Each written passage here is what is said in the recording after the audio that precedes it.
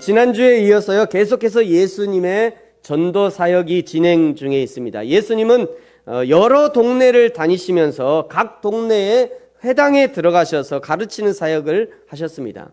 이미 예수님에 관한 소문이 많이 나 있는 상태였기 때문에 유명한 강사가 그냥 이 교회 저 교회에 불려다니면서 강의하고 또 집회하는 것처럼 예수님이 그 회당에 도착하시면 당연히 회당장은 그 회당의 강단을 비워드렸을 것입니다. 오늘 12절에도요 역시 예수님께서 한 동네에 계실 때 일어난 사건을 기록하고 있습니다. 그날도 사람들이 구름대처럼 모여들어서 예수님을 둘러싸고 한 말씀이라도 더 들으려고 더 듣고 싶어서 모여들었음이 분명합니다. 그런데 거기에 한 나병 환자가 나타납니다.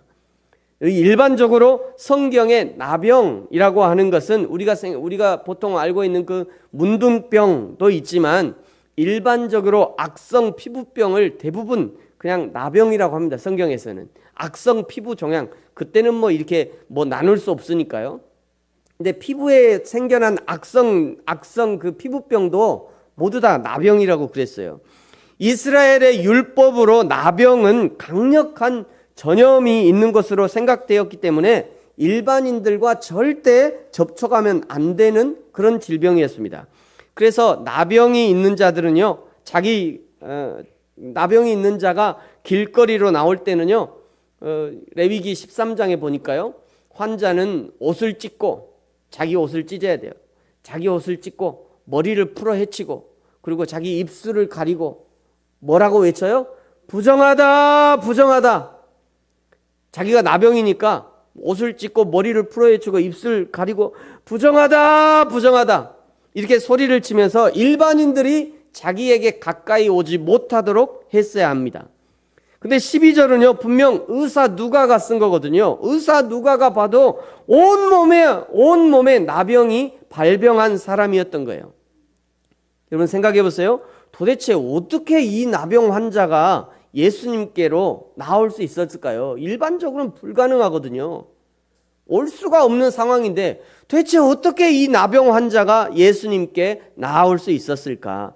생각해 볼 수 있는 방법은요, 첫 번째는 이 사람이 분명히 부정하다 부정하다 목 놓아 소리쳤음에도 불구하고 사람들이 떠드는 소리에 사람들이 막 웅성웅성하니까 사람들이 못 들었을 것이다. 근데 이거는 불가능해요. 왜 그러냐면 나병 환자는 다른 사람이 듣도록 해야 되거든요. 이게 듣도록 해야 소리를 질러야 돼요. 그러니까 다른 사람이 못 들었다? 그건 있을 수 없는 일이에요. 두 번째, 이 사람이 일부러 사람들이 그냥 들리지 않도록 그냥 아이고 나병 환자인데 아이고 부정하다 부정하다 이렇게 했을 것이다. 이것도 불가능해요. 만약에 그럴 때가 발각되면 바로 돌에 맞아 죽습니다. 세 번째, 이 사람이 예수님이 미리 올 줄 알고 거기 미리 숨어 있었다?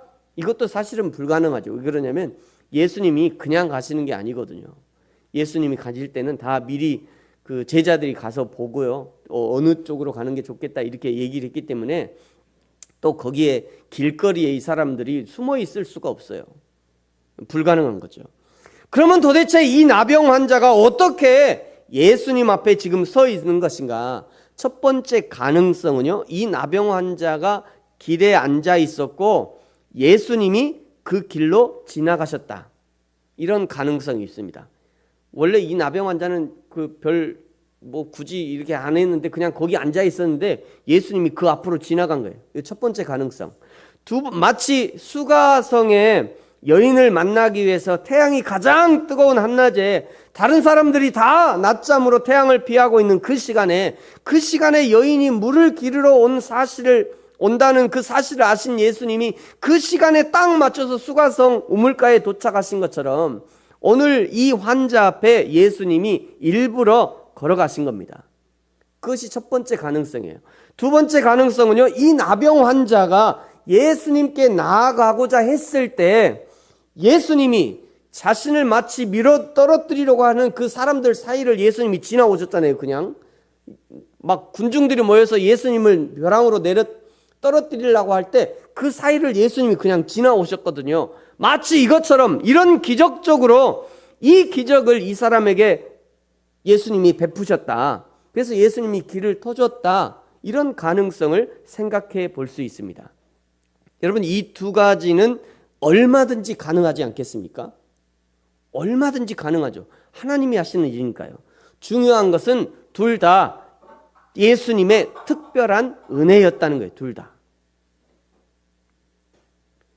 이 나병 환자가 예수님 앞에 나오게 된 것과 나병이 나은 것은 하나님의 특별한 은혜였다는 것입니다. 여러분, 저와 여러분도 마찬가지입니다. 여러분은 어떻게 예수님을 믿게 되셨습니까? 어떻게 하나님 앞에 쓰임받는 믿음의 사람으로 성장할 수 있었습니까? 무슨 특별한 방법이 있었던 것이 아니라 처음부터 끝까지 하나님의 은혜로 믿었고 하나님의 은혜로 성장했으며 하나님의 은혜로 쓰임받을 수 있었다는 거예요. 그러니 감사할 수밖에 없는 거죠. 이 나병 환자가 마치 죄송하듯 12절에 보니까요, 주여 원하시면 나를 깨끗하게 하실 수 있나이다. 자신의 소원을 말합니다. 나병 환자가 예수님의 치유의 능력을 몰라서 이렇게 말한 것이 아니에요. 그는 이미 소문을 들었기 때문에 다 알고 있었지만, 그러나 당시에 세상에서 가장 더러운 병, 하나님이 내리신 병이라고 여겨진 세상 그 어떤 의사도 그 어떤 약으로도 치료할 수 없는, 치료가 거부된 이 나병을 과연 예수님이 고쳐주시려고 하겠는가? 그런 마음이 있어서, 그런 마음이 있었기 때문에 조심스럽게 예수님께 묻고 있는 거예요. 주여 원하시면 나를 깨끗하게 하실 수 있나이다. 이 여린 병자에게 예수님이 담대하게 선포하십니다. 13절, 내가 원하노니 깨끗함을 받으라. 할렐루야. 우리 예수님의 이 단호하고도 부드럽고 내가 반드시 너를 고치리라 의지에 찬 선포를 들어보시기 바랍니다. 내가 원하노니 깨끗함을 받으라. 여러분 따라해 볼까요? 내가 원하노니 깨끗함을 받으라. 다시 한번, 내가 원하노니 깨끗함을 받으라. 예, 혹시 우리 중에요, 자기 자신이 어디 아프거나 또는 우리 가족 중에 마음의 아픔, 육신의 아픔이 있는 사람이 있다면 그 사람을 생각하면서, 지금 오늘 예수님께서 선포하신 이 선포를 생각하면서, 또 연약한 부분을 생각하면서, 연약한 분을 생각하면서 우리 가슴에 이렇게 손을 얹으시고요, 한번 저를 따라서 선포해 보겠습니다. 내가 원하노니 깨끗함을 받으라. 한번 더 해볼까요? 내가 원하노니 깨끗함을 받으라. 한번 더 해볼까요? 내가 원하노니 깨끗함을 받으라. 할렐루야. 저와 여러분에게 이 예수님의 치유와 사랑의 선포가 있어지기를 축복합니다. 예수님은요, 나병 환자를 깨끗하게 하시고 이제 한 가지 숙제를 안겨주셔요. 이 나병 환자에게 14절에 보시면요, 첫 번째는 아무에게도 가서 자랑하지 말아라. 아무에게도 자랑하지 마라. 두 번째는요, 먼저 해야 될 일이 있는데 먼저 제사장에게 가서 너의 몸을 보여라. 그리고 세 번째는 모세의 명한 대로 예물을 드려서 나병이 나았음을 확정을 받으라. 이 세 가지 당부, 세 가지 숙제를 안겨주십니다. 여러분, 이 말씀 14절의 이 말씀은 구약성경 레위기 14장에 입각한 나병 환자 정결 규례를 참고해서 이 율법의 규례를 지키라 말씀하신 겁니다. 레위기 14장의 나병 환자 규례를 먼저 좀 살펴보겠는데요, 나병 환자 규례는 먼저 나병 환자가 그 정결함을 받았으면, 자기가 보니까 내 나병이 나은 것 같아요, 그래서 내 나병이 나은 것 같으면 먼저 제사장에게 달려가서 제사장에게 진찰을 받아야 합니다. 제사장이 보고 나병 환자가 나았으면 먼저 정결한 새 2마리와 백향목과 홍색실과 우슬철을 가져오게 합니다. 잡아온 새 한 마리는 흐르는 물 위 질그릇 위에서 잡아야 하고요, 또 한 마리는 흐르는 물 위에서 잡은 새의 피가 질그릇에 남아있기 때문에 그 피를 묻혀서 아직 살아있는 새를 가져다가 그 백향목과 홍색실과 우슬조와 함께 이렇게 동여매는 거죠. 이렇게 동여매는 겁니다. 그 새에게 피를 묻혀가지고 정결함을 받을 나병 환자에게 7번 뿌리게 됩니다. 그 새에게 피를 묻혀서 7번 뿌리는 거예요. 그리고 이 새를 들에 놓아줍니다. 지금 저 들에 놓아준 저 새에게 뭐가 묻었어요? 피가 묻었잖아요. 그럼 저 새는 들에 놓아주면 어떻게 될까요? 훨훨 1번 훨훨 날아간다. 2번 못 날아가고 삐쭉삐쭉 한다. 못 나가죠. 다 날아갈 수가 없어요. 자, 그런데 저 새 왜 들에 놓아줄까요? 죽으라고 놓아주는 거예요. 저 새 죽는 거예요. 이제 들에 놓아주면. 우리 오늘 안 다룹니다만 아사셀 양이라는 양이 있죠. 대제사장이 그 제사하는요. 그래서 아사셀 양을 놓아주는데 이 아사셀 양이 놓아주는 이유가 있습니다. 멀리 가서 죽으라고 놔주는 거예요.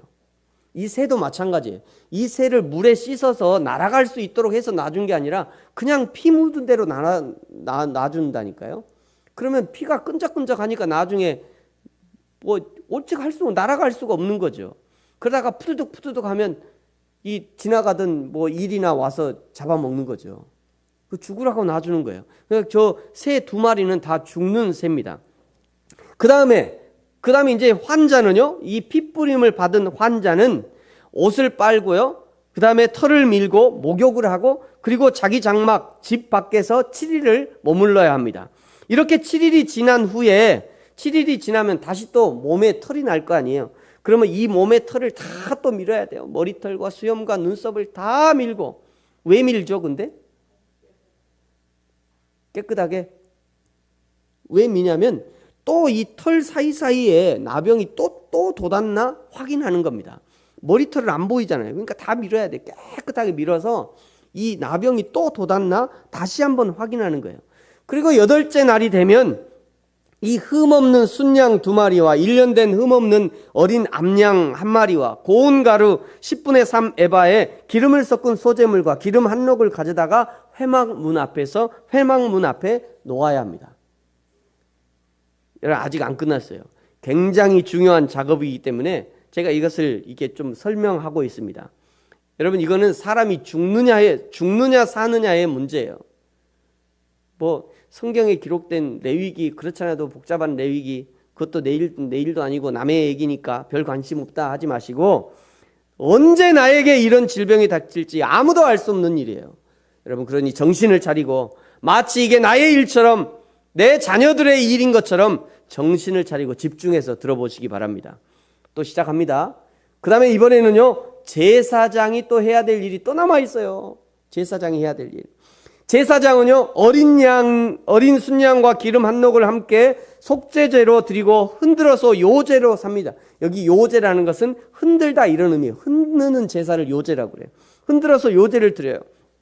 어린 양의 제물은 속죄제와 속건제와 마찬가지로 제사장에게 돌립니다. 제사장이 그 어린 양의 피를 취해서 정결함을 받을 자의 오른쪽 귓부리와 오른쪽 엄지손가락과 오른쪽 엄지발가락에 바르고요. 제사장은 그 한 록의 기름을 취해서 자기 왼쪽 손바닥에 따르고 오른쪽 손가락으로 찍어서 왼쪽 손에 기름을 찍어서 손가락으로 그것을 여호와 앞에 7번 틱틱 이렇게 7번 뿌립니다.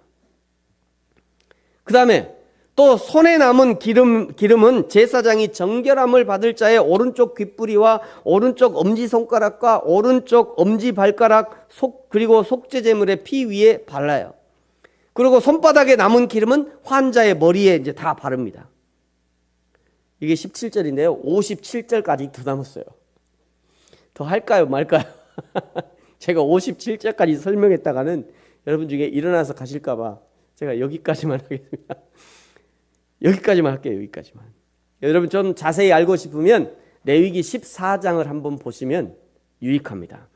여러분, 그런데 왜 이제 중요한 게 뭐냐면요, 왜 이렇게 복잡한 과정을 거치게 하시는가? 왜 이렇게 복잡한, 요게 포인트입니다. 왜 이렇게 나병 환자의 정결 규례가 이렇게도 복잡한가? 그냥 선포하면 되지 않을까요? 하나님의 능력으로 한순간에 어린아이의 3살같이 낫게 할 수도 있잖아요. 또 이미 그렇게 하나님 또 한 적이 또 있어요. 나아만 장군은 그냥 그 물에 그냥 7번 들어갔다 왔더니 그냥 3살처럼 되어버렸잖아요. 하나님이 그렇게도 하실 수 있는데 왜 이렇게 복잡하게 복잡한 제사의식에 복잡한 치료의식에 환자가 드려야 될 제물이 중요한 것도 아니고 그동안 나병이 발병해서 사회로부터 완벽하게 격리되었던 이 한 사람, 왜 이렇게 복잡한 과정이 필요하냐면 지금까지 사회로부터 완벽하게 분리되어서 살아있지만 죽은 사람처럼 살았던 그 나병 환자, 그 한 사람을 사회로 복귀시키기 위해서 이 과정들이 필요한 것입니다. 이 과정이 사회 복귀를 하기 위한 프로그램이에요. 사회 복귀 프로그램. 이 모든 과정을 거치면서 환자는 자기 자신도 내가 드디어 진짜 나았구나.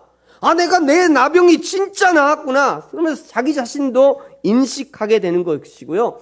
이 모든 과정을 거치면서 지켜보는 가족들도 또는 친구들도 얘가 그냥 일시적으로 나은 게 아니라 진짜 나았구나. 이 모든 과정을 진행하는 걸 보니까 얘가 진짜 나았어. 이제 저 사람이 완벽하게 나병에서 나았다는 것을 내적으로 외적으로 알리는 과정이라는 거예요. 이 과정이. 사랑하는 성도 여러분, 때로는 하나님 앞에 쓰임받으려 할 때 왜 그리 절차가 복잡한지요? 뭘 그리 뺑뺑이를 돌리시는지. 그냥 내 성격 같으면 단도직입으로 된다 안 된다 그냥 딱 얘기해버. 돼 안 돼 딱 얘기하고 해라 말아라 그냥 딱 얘기하면 그냥 속이라도 시원할 것 같은데, 그런데 왜 그렇게 안 하시는 이유가 있다는 거예요. 안 하시는 이유. 하나님이 그렇게 잘 안 하셔요. 왜 안 하시냐면요, 그 모든 과정 중에 주는 이 과정의 은혜가 있다는 거예요. 과정의 은혜가. 그 과정의 은혜 하나라도 놓칠 수 없는 일이기 때문에 이 과정이 필요한 거예요. 여러분, 한 가지 물어볼까요? 우리 부르신 교회가 앞으로 성장을 할까요? 안 할까요? 제대로 얘기해 보세요. 자신이 없으세요? 우리 부르신 교회가 지금보다 더 앞으로 성장을 할까요? 말까요? 성장하죠. 당연히 성장해요. 저는 숫자만 얘기하는 게 아니에요. 우리 성도 한 사람 한 사람이 분명히 성장한단 말이에요. 예수 알지 못한 사람은 더 많이 알고 있고 하나님을 알지 못한 사람은 알게 돼. 그것이 성장 아니에요. 숫자적으로 성장하는 것도 있지만 분명히 성장할 거예요. 그러면 하나님이 애초에 성장할 거면 그냥 한 번에 그냥 빵 좀 주실지 뭘 그렇게 그냥 벌써 5년이나 됐는데 이렇게 피적피적 하고 있고 왜 이러는 게 하나님이 왜 이러죠? 과정의 은혜가 있다는 거예요, 여러분. 과정의 은혜가. 이 과정 중에 주시는 하나님의 은혜가 있다는 거예요. 그거를 주시려고 하나님이 이런 과정들이 필요하게 하신 거예요. 우리 하나님의 사랑은요, 이렇게도 세심하고 완벽한 사랑이에요. 어디가 부족해서 무엇인가를 더해야 충분한 사랑이 아니라 하나님의 사랑 자체가 완벽하고 충분한 거예요. 그래서 이렇게 고백하는 거 아닙니까? 예수님 한 분이면 충분합니다. 이렇게 고백하는 거예요. 그리고 예수님이 그 현장에서 물러나서서 한적한 곳에서 기도하셨다라고 오늘 16절에 말씀하고 있습니다. 여러분, 사람들은 기적이 벌어지면 대부분 그 기적에 집중합니다. 누가 그 기적을 베풀었는지 말이죠. 그 기적으로 나은 사람이 누구인지, 어떤 병이 나았는지, 어떤 과정을 거쳤는지, 어떤 현상이 있었는지 말이죠. 그러면서 나 자신도 비슷한 병이 있는 사람이 있으면 그냥 광적으로 달려가서 그냥 나도 그런 기적을 체험하게 해달라고. 사람들이 그렇게 기적에 집중하게 되어 있어요. 우리나라만이 아니라 세상 모든 사람들에게 공통적으로 나타나는 그런 현상입니다.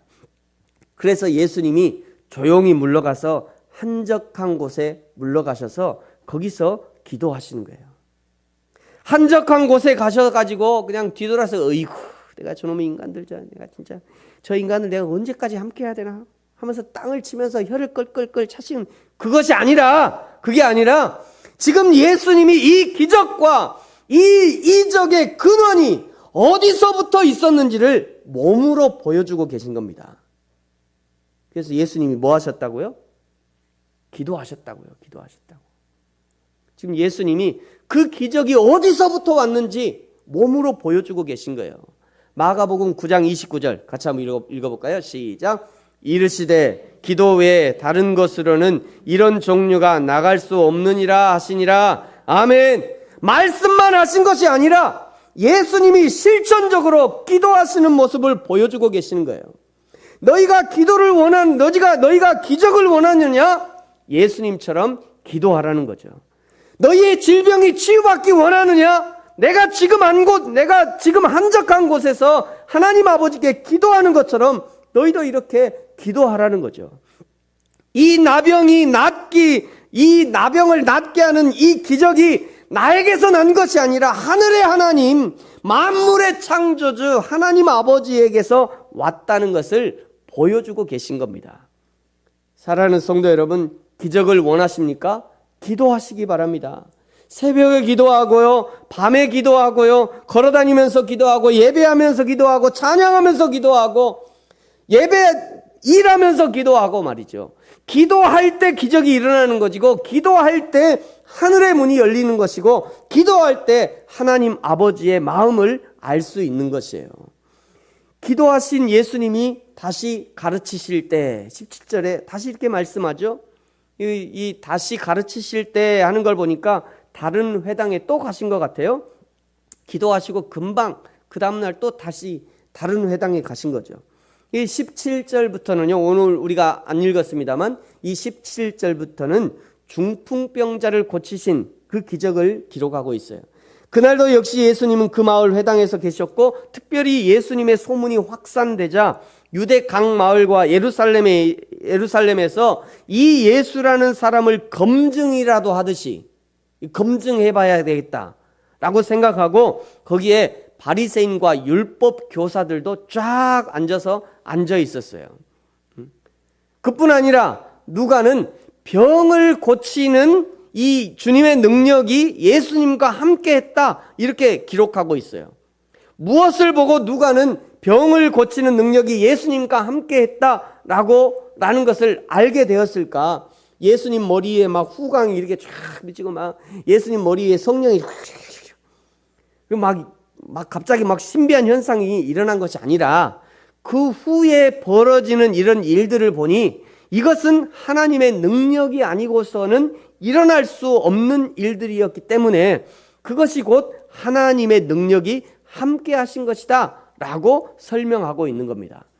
예수님이 한참 바리새인과 율법학자들과 열띤 토론을 벌이고 가르치실 것을 가르치고 계실 때, 그때 한 중풍병자가 그 예수님이 계신 방으로 들어가려 했지만 사람들이 너무 많아서 들어갈 수 없었어요.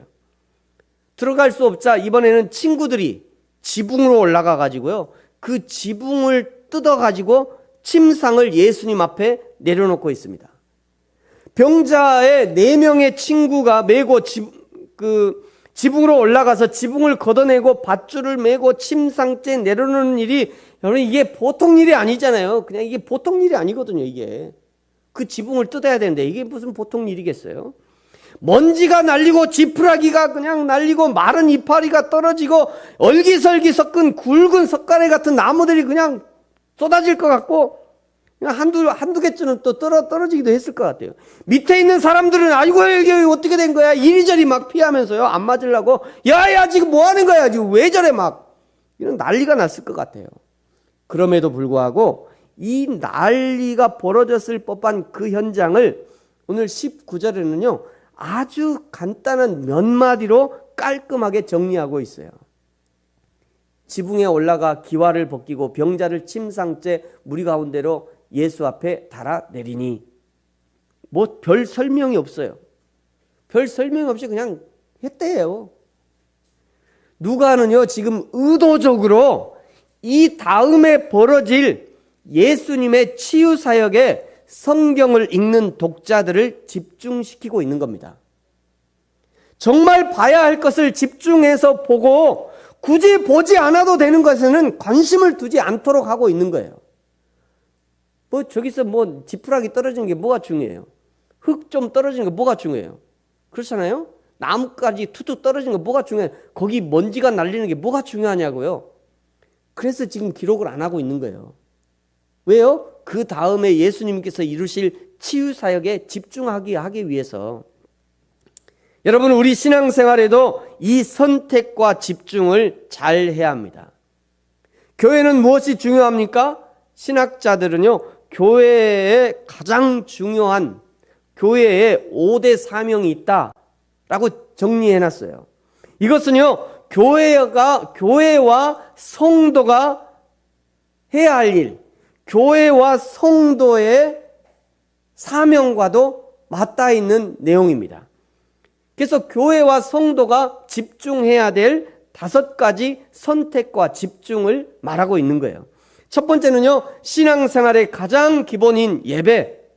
그러므로 성도는 예배에 참석해야 하고 전심으로 예배에서 예배를 도와야 하고요, 다른 사람이 예배할 수 있도록 봉사하고 협력해야 되는 것이에요. 두 번째는요, 예수님이 맡겨주신 복음 전하는 전도는 다음으로 미룰 수 없는 것입니다. 항상 지금 내가 서 있는 그곳에서 그리스도의 사랑과 은혜, 하나님의 나라와 그리스도의 복음을 전할 수 있어야 되는 거죠. 그 다음에 다음 세대의 신앙을 전수하기 위한 교육이 없이는 바른 신앙 전수가 되지 않아요. 교리적인 교육이 반드시 필요해요. 그것을 게을리하다가 교인들을 신천지에 빼앗기고 하나님의 교회에 빼앗기고 문산명에게 빼앗기고 천주교회, 불교에 빼앗기는 거예요. 교육을 안 해가지고요. 교육을 좀 해야 되는데, 교회에서. 그 다음에 이웃사랑을 실천하기 위한 섬김은 다 준비되어서 하는 것이 아니라 지금 할 수 있는 것부터 시작하는 거예요. 작은 일부터 말이죠. 작은 일부터 섬김의 영역을 넓혀가야 하는 겁니다. 그리고 마지막으로 함께 떡을 떼며 우리의 삶 가운데 함께 하셨던 하나님의 은혜를 나누는 교제. 교회는 반드시 풍성한 교제가 있어야 합니다. 예배만 드리고 흩어지고 밥만 먹고 흩어지면 안 되고, 오늘 주셨던 은혜를 나누고, 주중에 주셨던 은혜를 나누고, 내 평생에 주셨던 은혜를 함께 나눌 때 더 풍성한 하나님의 은혜가 경험되어지는 것입니다. 만약에 나 자신과 내가 섬기는 교회가 이 5가지를 잘 하고 있다면 그 사람과 그 교회는 분명 좋은 성도일 것이고 좋은 교회일 것이에요. 이렇게 친구를 기필코 예수님 앞에 내려놓겠다고 결정한 4명의 친구들의 결단에 의해서 병자의 침상이 하늘에서 내려옵니다. 예수님도 약간은 당황스러웠겠죠. 당연히 예수님도 당황스러우셨을 거예요. 그러면서도 대견스러워 하시면서 내려온 침상에 누인 병자를 향해서 내 죄 사함을 받았느니라 선포하십니다. 예수님의 이 죄 사함의 선포는 서기관들과 거기에 검증하려고 앉아있던 그 서기관들과 바리새인들의 마음을 아주 격동시켜요. 21절에 보니까요, 이것은 신성모독이다. 어떻게 사람의 아들이 죄 사함을 선포할 수 있느냐? 하나님 외에 누가 등이 죄를 사할 수 있겠냐? 그렇게 서기관들과 바리새인들이 속으로 말하고 있을 때 예수님은 예수님의 말 속에 하나님의 능력과 권세가 포함되어 있음을 나타내십니다. 우리 24절 같이 한번 읽겠습니다. 시작. 그러나 인자가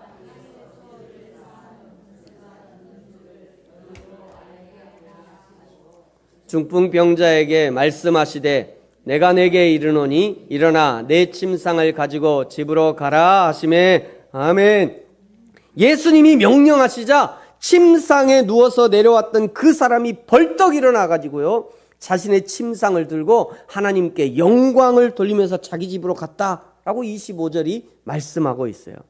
이 광경을 보면서 모든 사람들이 놀라면서 하나님께 영광을 돌리고 심히 두려워하여 이르되 오늘 우리가 놀라운 일을 보았다, 이렇게 고백하고 있습니다. 여기 놀라운 일이라고 하는 이 놀라운 일이라고 하는 이 헬라어 원어로요, 헬라어 단어는 엑시타시스라고 합니다. 엑시타시스.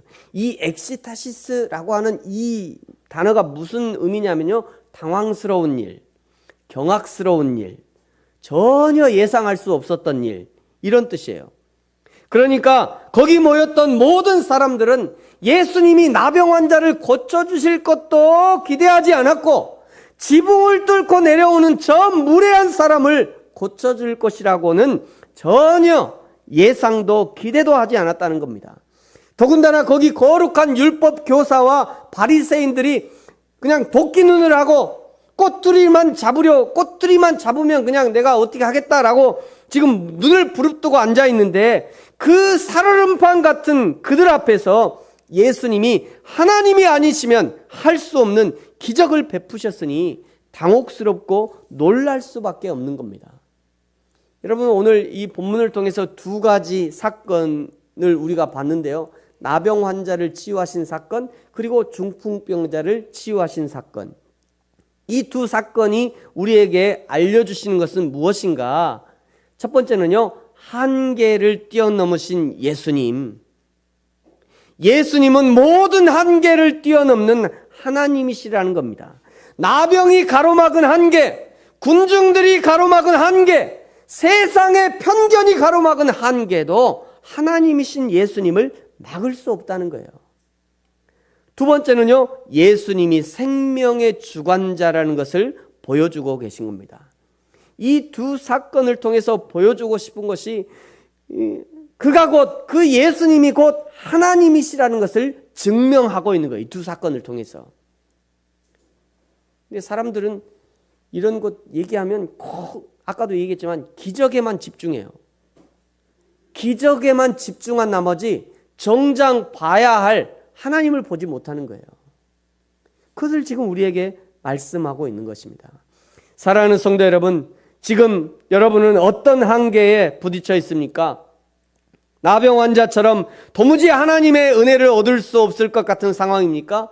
어렵게 계신 곳까지 왔더니 이번엔 너무 많은 장애물이 앞을 가리고 있습니까? 그러나 예수님을 기대하시기 바랍니다. 예수님이 길을 내실 것입니다. 위를 바라보십시오. 지붕 위에 예수님께로 가는 길이 있듯이 예수님을 바라보는 그 믿음 위에 도움의 길을 내시는 것입니다. 그것이 하나님의 은혜이며 우리를 향해 준비하신 기적인 것입니다. 저와 여러분이 날마다 이 하나님의 은혜를 체험하게 되기를 예수님의 이름으로 축복합니다. 기도하겠습니다.